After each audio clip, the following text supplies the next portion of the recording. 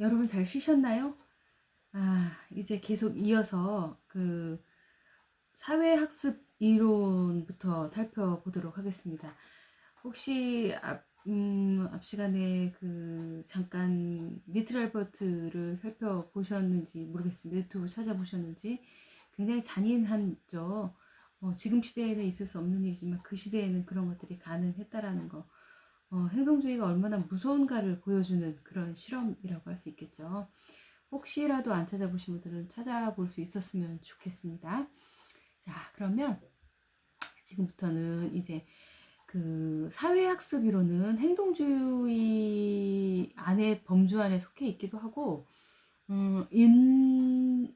인지주의 이론이라고도 합니다. 행동주의와 인지주의가 이제 좀 약간 섞여 있는 그런 이론이라고 할 수 있는데, 반두라라는 사람 혹시 들어보셨는지 모르겠어요. 반두라의 사회학습 이론이라고 이제 우리가 보통 이야기하는데요. 그 반두라라는 사람은 인간은 환경에 의해서 지배되기도 하지만 행동을 해서 그것들에 의해서 우리가 이제 살아가기도 하지만 그 개인의 행동이 단지 그 조건 형성이나 그 환경 간의 복잡한 상호작용을 통해서 이루어진다라고 그 행동주의에선 보았지만 인지 과정에 대해서 이제 그 이야기한 거죠.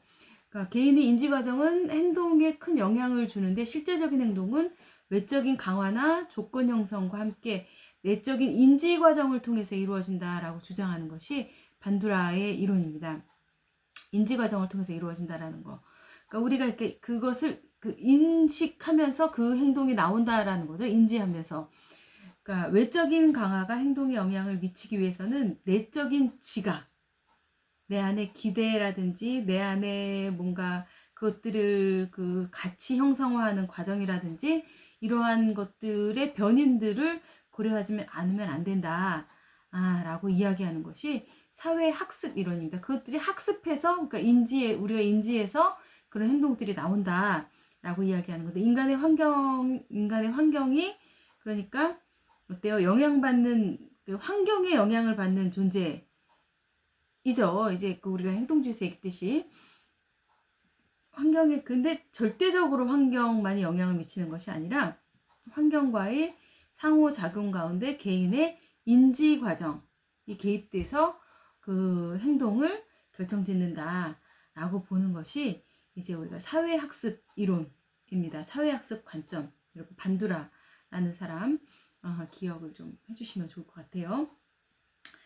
자, 그래서 인간의 기본적 이해. 여기서 보면은 이제 TV에서 막 총 쏘는 장면이 나오죠. TV에서 막 총 쏘는 장면을 이렇게 보고 본 아이는 그것을 학습해서 그것을 인지해서 내가 행동으로 나온다라고 하는 것이 이제 그 사회 학습 이론이고요. 이 기도하는 아이들을 보면 교회에서 항상 기도하는 모습을 보면서 자란 아이들은 그것을 나에게 학습하게 되고 그것을 내가 인지해서 그 행동을 나도 하게 된다라고 하는 것이 이제 그 사회 학습 이론의 가장 기본적인 내용입니다. 그러니까 인간이 환경에 영향을 받는 존재이긴 하지만 어때요? 환경이 절대적으로 영향을 미치는 것이 아니다. 행동주의는 환경의 영향에 의해서 그러한 그 행동들이 나온다라고 했는데 환경과 상호작용 가운데 개인의 인지 과정이 개입돼서 행동을 결정짓는 존재다라고 보는 것이 사회학습 관점 이론입니다. 여러분 교재 90페이지 보시면 나와 있으니까 교재 90페이지 보세요. 반두라의 사회적 학습 관점 이론에서 주요 개념은 관찰학습, 반두라의 관찰학습 굉장히 유명하고요. 반두라는 자기 효능감이라는 이론을 내놓습니다. 자기 효능감과 자기 존중감은 다른 개념이라는 거 여러분 조금 이따 살펴볼게요. 관찰학습이라는 건 뭐냐면 내가 그것을 어떠한 행동, 환경적인 행동을 보고 내가 그것을 주의 깊게 관찰을 하고 그것을 내 내면에 가져와서 내가 그것을 행동을 하고 나도 이렇게 행동해야겠구나 라고 동기를 갖는 거, 동기를 유발하게 하는 거. 이것이 관찰 학습의 내용입니다. 그러니까 관찰 학습은 첫 단계가 주의 집중, 주의를 집중하는 거죠. 어떠한 행동에 대해서. 그리고 그 행동을 보면서 내가 그것을 기억하고 학습하고 그 다음에 그 행동을 한번 해보고 운동재생이라고 하고요. 그것에 대한 동기를 갖는 것이 관찰학습의 네 단계라고 할 수 있어요. 주의 집중, 기억, 운동재생, 동기유발. 이 네 가지가 그 관찰학습의 네 가지 이제 단계라고 이야기를 합니다.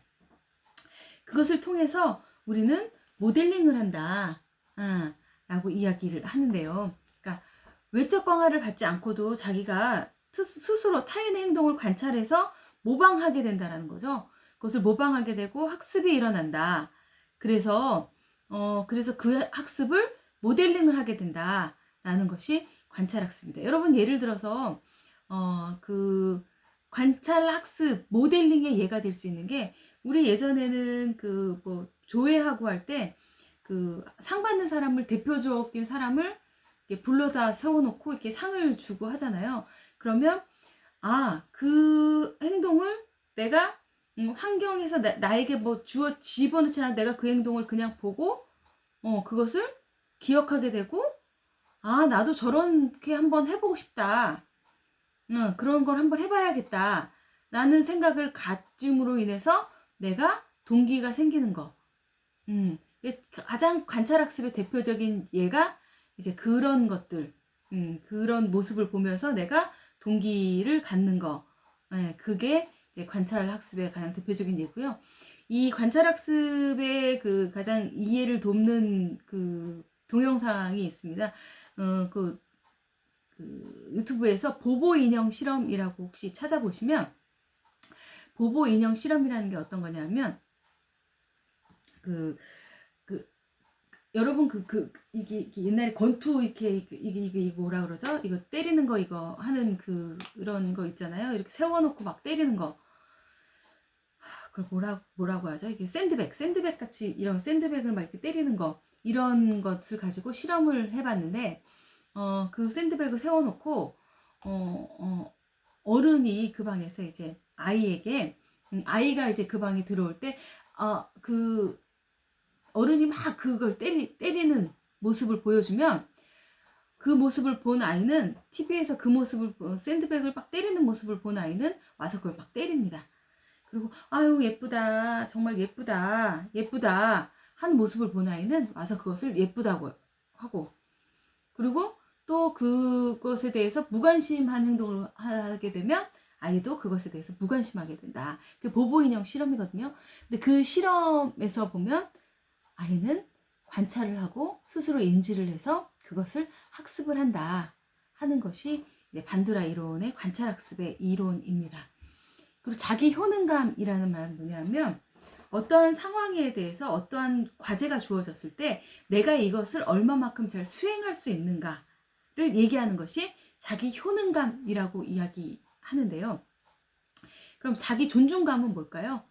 자기 존중감은 자기 자신이 얼마나 가치 있는 사람인가, 내가 어떠한 그 가치를 가지고 있는 사람인가. 근데 그것이 어떠한 조건이나 상황에서 내가 가치 있는 사람인 것이 아니라 그냥 내가 스스로 어떠한 상황에서든 내가 나 자신에게 가치를 부여하는 거. 그것이 자아 존중감이라고 할 수 있고요. 자기 효능감은 내가 그것을 얼마나 수행할 수 있는가를 가질 수 있는 자기 신념, 자기 신뢰 이런 것들을 자기 효능감이라고 얘기할 수 있습니다. 그러니까 자기 효능감이 큰 사람들은 어떨까요? 자기 효능감이 높은 사람들은 목표의식을 가지게 되고 목표를 설정하게 되면 그 목표를 향해서 열심히 성취하려고 노력하는 사람들이겠죠. 그리고 자기 효능감이 낮은 사람들은 어떨까요? 자기 효능감이 낮은 사람들은 내가 어떠한 일이 주어졌어, 과제가 주어졌어. 그러면 불안이 심해지고 뭔가 도전보다는 회피하려는 그런 태도를 보일 수 있다. 그러니까 자기 효능감이라는 인간의 행동과 환경과 인간의 행동 사이에서 내가 그것을 얼마나 잘 수행할 수 있는가. 에 대한 자기 개념, 자기 신념이다. 예, 라는 것이 자기 효능감. 반두라는 굉장히 많이 우리가 어떠한 행동에 대해서 이야기할 때 파블로프와 스키너 반두라는 꼭 어디선가 이렇게 계속 제시가 되는 내용들이니까 여러분들도 한번 알고 지나가셨으면 좋겠습니다. 반두라 기억해 두시기 바라고요. 반두라의 주요 개념인 관찰학습과 자기 효능감에 대해서 살펴봤습니다. 자, 지금까지 이제 행동주의와 사회학습 이론에 대해서 살펴봤고요. 우리가 세 번째로 살펴볼 이론이 인본주의 관점에서의 인본주의의 인간 이해이거든요. 인본주의에서는 또 인간을 어떻게 이해하고 있는가, 인본주의에서의 인간은 어떻게 보는가를 좀 쭉 살펴볼 텐데요. 자, 인본주의는 인간에 대해서 어떻게 이해하고 있을까? 인간을 그냥 환경, 행동, 이렇게 다 떨어져 있는 이런 어떠한 인지, 이런 것들에 대해서 다 떨어져 있는 게 인간은 다 모든 것이 전체적으로 유기적으로 돌아가는 유기체로 봐야 된다. 예, 라고 이야기하는 것이 인본주의 학자들의 주장입니다. 인본주의 학자 중에서 가장 대표적인 인물이 로저스인데요. 우리 로저스의 인본주의에 대해서 좀 인간중심적 관점에 대해서 살펴보면 인간은 고유하고 자기 자신만의 독특한 특이성을 가지고 있다. 그렇기 때문에 인간은 행동에 있어서 피동적이고 수동적이라기보다는 능동적으로 행동한다. 능동적이고 주관적인 경험이 굉장히 중요하다. 인간에게 있어서는 그렇게 이야기합니다. 그리고 인간의 성장에 대해서 이야기할 때 인간의 성장 지역을 내적 욕구를 지니고 있다. 그리고 인간은 그러한 자신의 욕구를 충족시키기 위해서 노력하는 존재다. 라고 이야기하는 것이 인본주의입니다. 그래서 인본주의에서는 인간의 진실함 속에서 그러니까 인간을 대할 때는 인간을 진실함 속에서 무조건적으로 수용해야 된다. 이거는 상담 이론에도 나오는 무조건적 수용, 적극적 경청 이런 게 다 인본주의에서 나오는 거거든요. 무조건적으로 수용해야 되고 이해해야 되고 정확한 공감적 이해, 공감이라는 말 많이 들어보셨죠? 공감적 이해를 받고 공감적인 이해를 받으면 인간은 자신의 잠재력을 발휘해서 성장해 나갈 수 있다라고 보는 것이 인본주의의 기본적인 이론입니다. 그러니까 인본주의에서는 인간의 성장과 발달의 원쪽을 어디다 봤다 그랬어요? 외적으로 뭔가를 우리가 추구하기보다 인간 내적으로 다 동기를 가지고 있다. 인간 내적으로 다 동기를 가지고 있다라고 보고요. 궁극적인 인본주의의 인간의 목표는 뭐냐면 자아실현이다. 자아실현을 위해서 인간은 스스로 그렇게 목표와 목적을 가지고 그것을 추구하면서 내적 동기를 가지고 추구하면서 살아간다. 자아실현을 위해서 그렇게 이야기합니다. 그리고 자유의지를 가진 존재로 보았고요. 자아성장과 자아실현의 동기를 가지고 있다. 인간은. 그리고 자신이 가진 잠재력을 최대한 발휘하고자 할 때 건강하게 자기 자아를 형성시켜 나갈 수 있다. 라고 보는 것이 인본주의 관점의 가장 기본적인 인간의 이해고 인간의 이해라고 볼 수 있습니다. 그 내적 동기로는 인본주의의 가장 기본적인 내적 동기에 대해서 인간은 모든 것을 자유의지에 의해서 실현하려고 한다. 라고 하는 거. 그래서 인간이 실현 가능성을 가진 존재로서 고유성과 특수성을 지니고 성장 발달의 원인은 내적 동기에 있다. 인간은 외적 동기가 아니라 내적 동기를 가지고 있기 때문에 자기가 어떠한 것을 자신의 고유성과 특수성을 가지고 성장 발달을 하면서 자아 실현을 해나가려고 하는 것이다. 그것이 인본주의의 내적 동기론이다. 라는 거. 인본주의 이론에서 주요 개념이 어떤 것들이 있는가 살펴보면 인본주의에서의 주요 개념은 자아와 실현 경향성이라고 이야기하는데요. 자아라는 건 뭘까?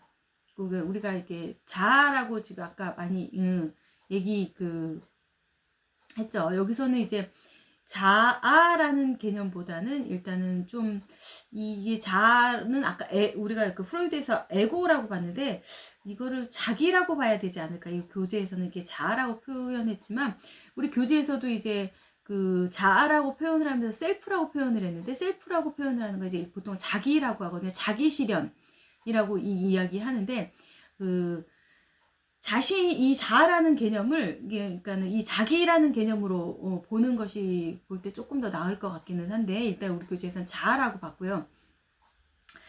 그 셀프와 그 에고는 다른 개념입니다. 이게 또 얘기를 하게 되면 좀 길게 되는데, 여기서는 이제 자아라고 봤지만 자기라고, 이게 셀프라고 표현이 되기 때문에 자기라고 보는 것이 조금 더 나을 것 같아요. 여러분들 이 개념을 조금 가져가셨으면 좋겠어요. 그 자기라는 개념으로 좀 한번 볼게요. 그 자신이 타인과 다른 독특하고 타인과 분리된 실체라는 것을 자각하는 데서부터 출발하는 게 자기다 라는 거. 그리고 로저스가 말한 인본주의 심리학의 핵심적 구조 개념이고, 자아를 통해서, 자기라는 것을 통해서 환경과 대상을 지각해 나간다. 자기를 셀프를 통해서 이렇게 지각해 나간다. 이 자기에는 리얼리티 셀프가 있고, 그러니까 실제적인 자기가 있고, 내가 그 이상적인 자아가 있다. 이상적인 자아가 두 가지가 있는데, 이 실제적인 자아는 뭐고, 이상적인 자아는 뭔가.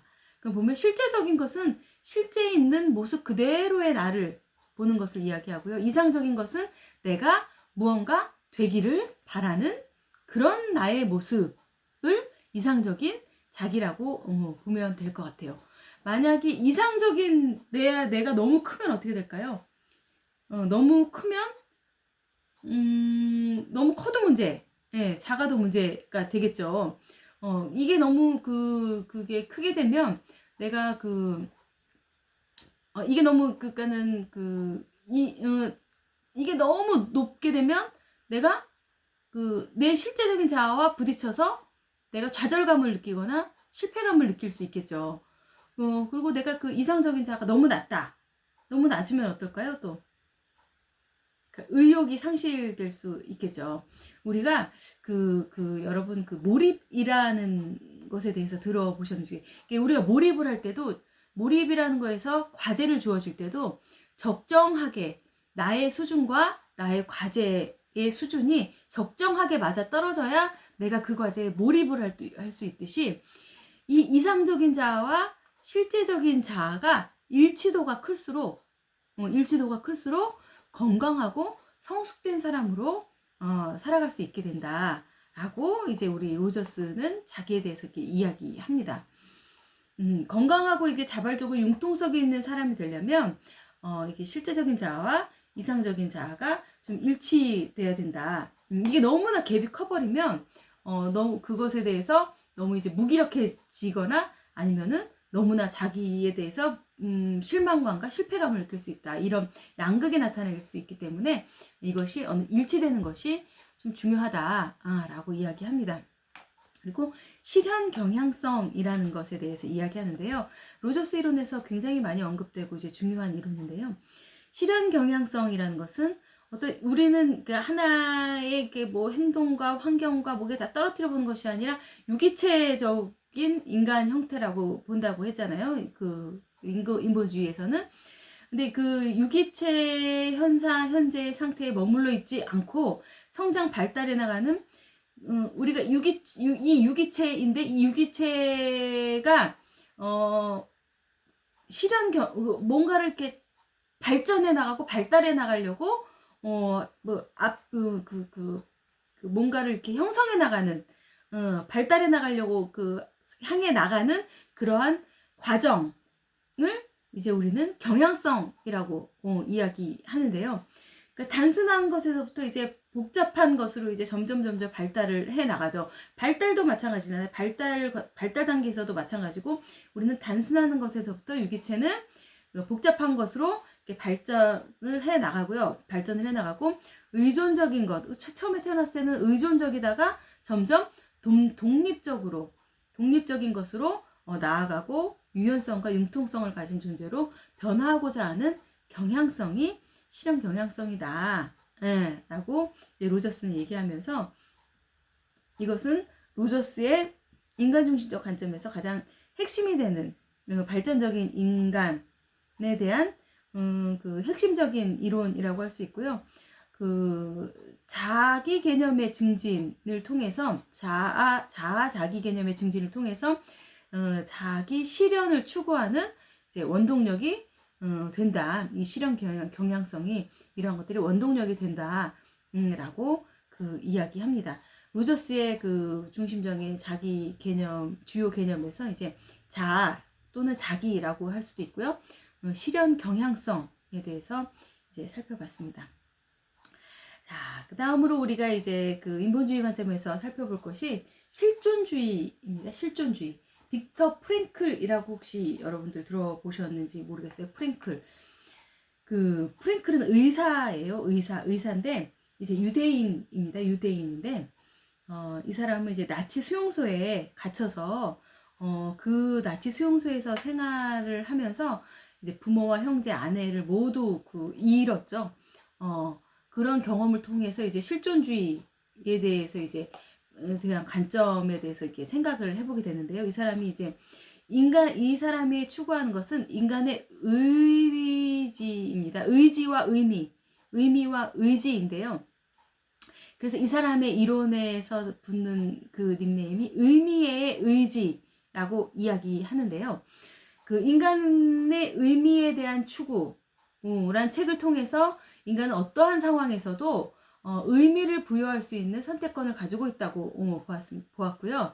인간은 자신의 태도를 선택하고 의미를 부여할 수 있기 때문에 육체적으로 억압된 현실 속에서도 정신적 자유나 독립된 마음을 소유할 수 있다고 보았다. 이 사람이 나치 수용소에서 어떤 것들을 보았냐면요. 수용소의 생활은 굉장히 열악하고 인간 이하의 취급을 받는 그런 그 생활을 하면서도 사람들의 분류가 다 달랐다라는 거예요. 어떤 사람들은 그런 상황 속에서 자신을 포기해버리고 그냥 죽음을 선택하거나 삶을 자포자기하거나 하는 사람이 있는 반면에 어떤 사람들은 그런 생활 속에서도 웃으면서 자기 생활을 만들어가는 사람이 있었다라는 것이죠. 그러니까 그 빅터 프랭클의 그 저서 중에 죽음의 수용소에서라는 책을 보면 이런 내용들이 나오는데요.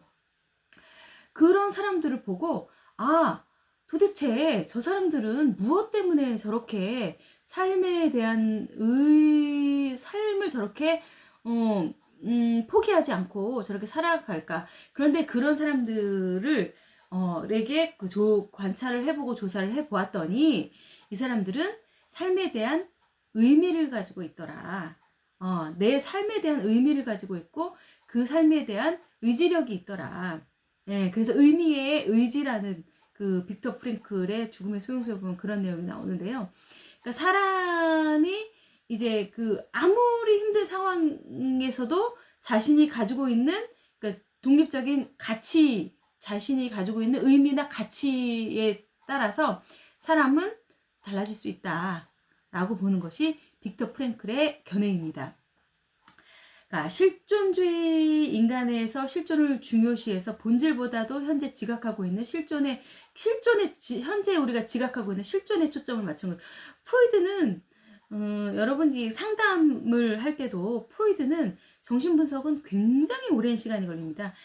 내가 가지고 있는 그 무의식 세계를 하나하나 들어가서 깊이 들어가서 그것을 하나하나 꺼내서 그것들을 내가 경험했던 그것들을 하나하나 짚어보고 그것들을 재구성하고 재정의하고 하는 과정에서 기본적으로 정신분석은 상담도 6개월에서 1년은 기본적으로 하는 건데요. 이 실존주의 같은 경우는 자유와 책임을 강조하죠. 우리 교재에도 이게 나와 있을 텐데 자유와 책임을 중요시하면서 이들에게 자신이 그만큼 자유로운 만큼 그것에 대한 책임을 강조합니다. 그래서 내 삶에서 내가 이렇게 살았던 것에 대해서 이제 관조하게 하면서 그러면 내가 그 생활에서 이렇게 내가 힘들어진 이유는 무엇일까에 대해서 내가 그것을 책임을 질 수 있게 하는 것이 이제 실존주의 상담의 내용이거든요. 그래서 이 실존주의는 보면은 이제 인간의 개별성과 주관성, 그러니까 자신이 가지고 있는 그 개별적인 것과 인간의 주관, 자유와 의미를 이제 강조하는 거죠.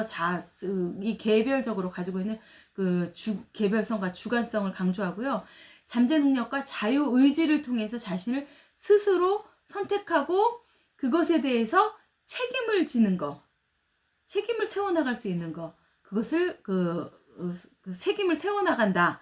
라고 보는 것이 실존주의 철학이고 실존주의 이제 관점에서의 그 인간에 대한 이해입니다. 이제 빅터 프랭클 이전에 키르케고르가 가장 실존주의 철학에서는 제일 처음으로 이제 이야기를 했고요. 그 이후에 이제 빅터 프랭클이 이제 그 굉장히 이게 실존에 관한 가장 우리 실생활에 접목할 수 있는 이런 내용들에 대해서 이제 많이 이야기를 했죠.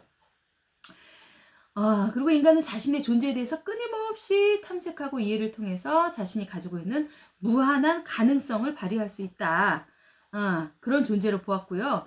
자신을 위해서 끊임없이 자신에 대해서 돌아보고 반성을 하고 또 다른 계획과 도전을 통해서 성장해 나간다. 인간은 그렇게 성장해 나가는 것이 인간이다. 라고 보는 것이 실존주의 관점에 대한 인간의 이해, 빅터 프랑클의 이야기라고 할 수 있습니다. 그러니까 이 실존주의에서 간단하게 살펴보면 인간에 대한 기본 이해는 의미 부여와 선택론이다. 인간은 자신이 가지고 있는 잠재 능력과 자유의지, 자신의 능력과 의지를 통해서 자유의지를 통해서 선택하고 그것을 행동할 수 있는 스스로 책임을 질 수 있는 존재. 그냥 자기 개별성과 주관성을 인정하되 그 자신의 행동에 대해서 책임을 질 수 있는 존재로 보았다라고 하는 것이 이제 그 실존주의의 인간관이다라고 이야기할 수 있습니다. 그 실존주의에서 이제 중요시하는 이제 개념을 보면 자기 인식 능력과 의미 추구다. 자기 인식 능력과 의미 추구. 그럼 자기 인식 능력과 의미 추구는 뭘까? 자신을 어떻게 인식하느냐가 이제 중요한 것이죠. 그러니까 아까 뭐 개별성과 뭘 추구한다 그랬어요? 실존주의에서는 주관성을 강조한다라고 얘기했죠. 그러니까 인간은 자신을 인식할 수 있는 능력을 가지고 있다. 그러니까 자기를 인식할 수 있는 능력을 가지고 있다. 라는 전제 하에서 이야기하는 것이 이제 빅터 프랭클의 그 실존주의 인간관이고요. 자신의 존재에 대한 인식과 더불어서 자신에게 주어진 상황을 인식하게 된다라는 것이죠. 그것을 통해서. 그래서 행동주의가 주장하는 것과는 달리 인간은 주어진 환경에 의해서 영향을 받는 존재라기보다는 자신이 인식 속에서 의미를 부여하거나 의미를 추구하고 환경을 변화시킬 수 있는 능력을 가진 존재로 보았다.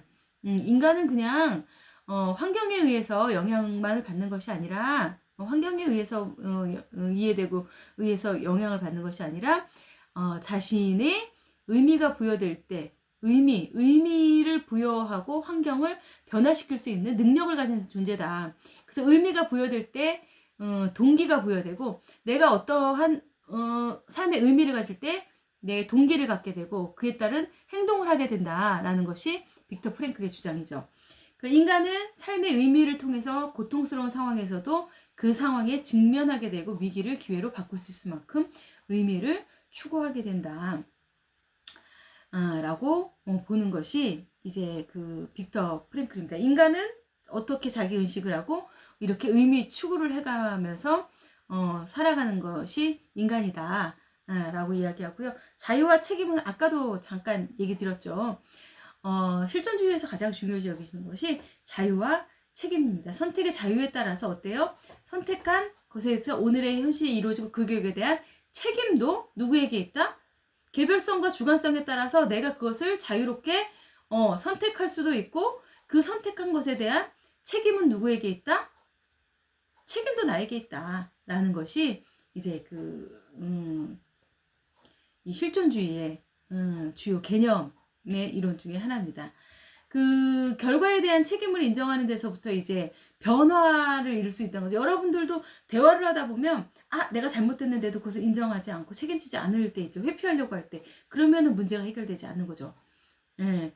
그런 것들을 선택의 자유를 통해서 스스로 성숙을 추구해 나갈 수도 있지만 성숙하지 못한 이러한 것들을 통해서 이제 결과에 대한 책임을 인정하는 데서부터 우리 교재 한번 볼게요. 94페이지 보면 결과에 대한 책임을 인정하는 데서부터 변화를 이룰 수 있는 기본적인 조건이 형성된다고 보는데 선택에 대한 자유를 통해서 스스로 성숙을 추구해 나갈 수 있지만 성숙하지 못한 인간은 자신의 행위에 대한 책임을 회피하고 다른 사람의 탓을 함으로써 어떠한 변화도 이끌어내지 못하게 된다. 라고 이제 실존주의에서는 이야기합니다. 우리가 이제 실존주의의 인간관까지 인본주의에서 이제 인본주의에서 아까 로저스의 인본주의 인간관을 살펴봤고요. 빅토 프랭클의 이제 실존주의적 관점에 대해서까지 살펴봤고요. 자, 이번 장 심리학의 인간 이해에서 마지막으로 성경적 관점에서의 인간 이해를 보면 우리 앞에서도 이 부분에 대해서 좀 살펴봤죠. 창조론과 하나님의 어때요? 인간은 하나님에 의해서 하나님의 모습으로 창조되었다. 그런데 하나님은 인간을 너무 사랑하셔서 어때요? 우리에게 모든 것을 허용하셨지만 정말 한 가지 그 선악을 알게 하는 열매를 허락하지 않으셨는데 인간이 타락함으로 인해서 그 하나님의 그 마음에서 떠나게 됨으로 인해서 그 인간의 그 에덴 동산에서 쫓겨나서 고통의 세월을 보내게 되죠. 그 이후에 이제 그 예수 그리스도의 탄생으로 인해서 예수 그리스도께서 피 흘려 십자가에 돌아가심으로 인해서 우리를 구속해 주셨고 우리를 이제 우리를 영원한 생명의 길로 인도하셨다라는 게 이제 기독교적인 관점이죠. 그러니까 기독교적인 관점은 이제 창조와 타락과 구속의 역사를 볼 수 있다. 우리가 앞에서도 살펴본 내용이에요. 창조론과 하나님의 형상 보면 인간은 하나님에 의해서 하나님의 형상대로 독특성을 가진 존재로 보았고요. 독특성은 종교적인 차원, 하나님과의 관계성에서 찾아볼 수 있고 인간에게만 종교성이 있고 동물들은 없죠. 인간에게는 종교성이 있고 인간을 종교적 존재로 본다. 그래서 이제 하나님의 형상으로 우리는 창조되었고 인간은 하나님의 하나님은 창조주, 인간은 피조물인데 이제 우리는 하나님의 형상으로 이제 우리는 이렇게 하나님에 의해서 창조되었는데 우리는 이 타락을 거쳐서 이제 하나님이 인간을 너무나도 사랑하셔서 예수 그리스도를 외아들로 보내셔서 인간을 위해서 십자가에 죽으심으로 인해서 인간의 죄를 지은 결과로 죽어야 했고 그래서 돌아가셨고 이 사실을 인정하는 순간 모든 인간은 죽음에 대한 대답을 얻고 구원을 얻게 된다. 우리가 믿기만 하면 구원을 받는다라고 이야기하죠. 기독교에서. 그러니까 이것이 이제 그 기독교 성경적인 관점에서의 하나님에 대한 그 인간 이해다. 라는 거. 그리고 성경적 관점에서의 인간 이해를 보면 주요 개념은 하나님의 형상. 계속 나오고 있죠. 창조와 타락과 구속의 관점에서 우리는 볼 수 있다. 그리고 우리는 하나님과의 관계, 사람과의 관계, 자연과 인간의 관계, 이러한 관계를 맺고 사는 관계적 존재다. 그리고 소명을 이루는 존재다. 이 소명은 무슨 소명이냐? 우리가 하나님 나라를 위해서 하나님 창조하신 피조세계를 잘 다스려 나가야 된다. 청지기적 소명, 하나님이 주신 소명을 잘 지키고 하나님의 주신 소명을 우리가 그 말씀대로 살아가는 것, 그것이 그 청지기적 소명을 이루어 나가는 존재다. 그러한 소명을 이루는 존재다라고 이야기하는 것이 이제 성경적 관점에서의 인간 이해다. 라고 이야기할 수 있겠죠. 자, 여러분 지금까지 이제 쭉 살펴봤는데요. 어떠셨나요? 그 심리학적 인간 이해는 우리의 그 교재에 나와 있는 부분들은 굉장히 단순하고 굉장히 이제 우리가 평소적으로 많이 이제 좀 다루어지는 그런 내용들을 쭉 다뤘는데요. 이런 부분들에 대해서 여러분들이 쭉 이해하고 계시면 나를 이해하고 또 타인을 이해하는 부분에 대해서 훨씬 더 삶에 있어서 훨씬 더 풍요로운 삶이 될 것이라는 생각을 가져봅니다. 자, 그리고 우리 이제 교재에 보면 여러분 98페이지에 뭐 자아존중한 검사 해서 쭉 검사가 나와 있죠. 요 검사를 여러분들 그냥 시간 내셔서 쭉 한번 해 보시기 바라고요. 여러분들 지금 인터넷으로 이렇게 인강을 하고 있지만 이것을 잘 따라오면서 여러분들이 여러분들의 공부를 만들어 가셔야지 다음 수업을 할 때도 훨씬 쉽습니다. 이번 강의가 제발 이제 인터넷 강의로는 마지막 강의가 되기를 바라고요. 다음 시간에 우리가 4월 13일 날 개강을 하면 14일 날이 화요일이니까 여러분들 만날 수 있기를 소망하면서 강의를 이번 강을 마치도록 하겠습니다. 이 자아존중감 검사 꼭 한번 해보시기 바라고요. 보보 인형 실험 꼭 한번 유튜브에서 찾아보시기 바랍니다. 여러분 수고 많으셨습니다.